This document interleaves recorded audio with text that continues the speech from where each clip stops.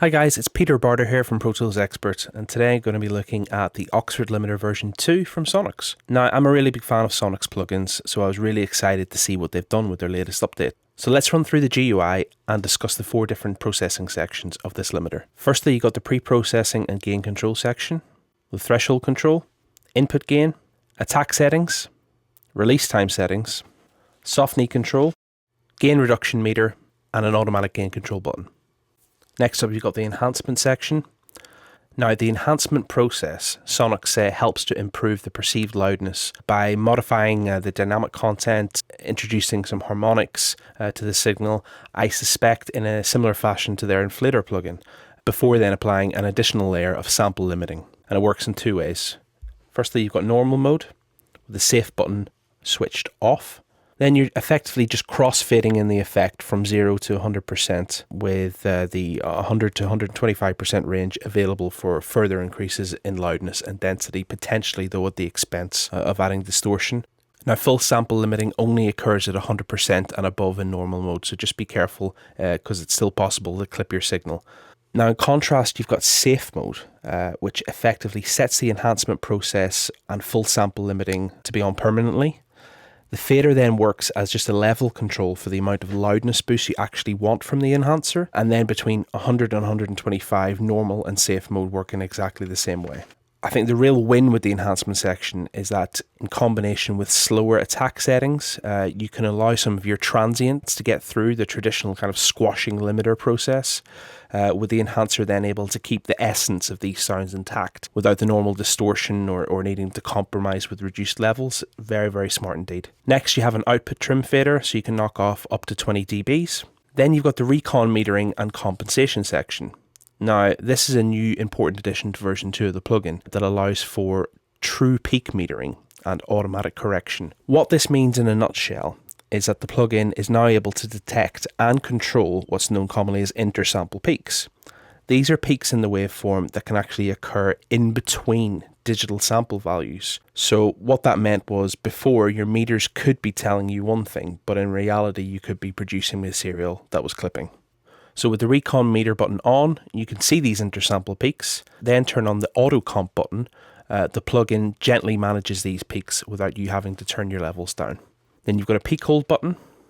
And finally, you've got a great dither section with options for bit depth, noise shaping curves, and the depth of intensity of the particular curve that you choose. So let's hear what it sounds like. Here we've got a rocky kind of track. Let's see how loud we can get it.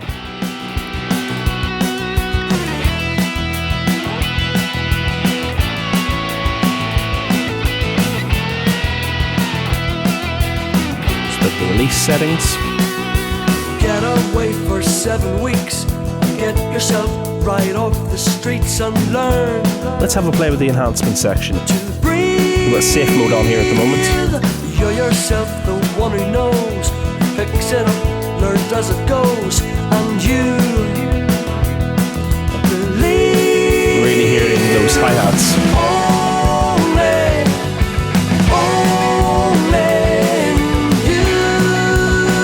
Okay, that's nice. Let's see if the Recon meter is giving us any peaks. Yeah.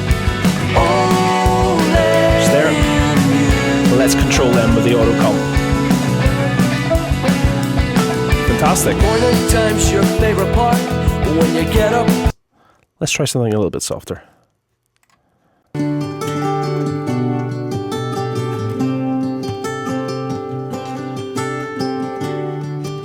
Let's go for some slower attack settings on this one.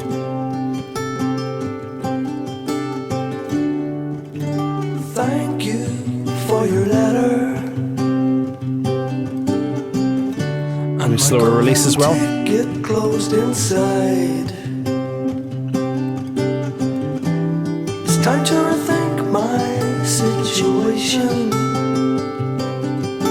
Nice. I'm no longer sympathize.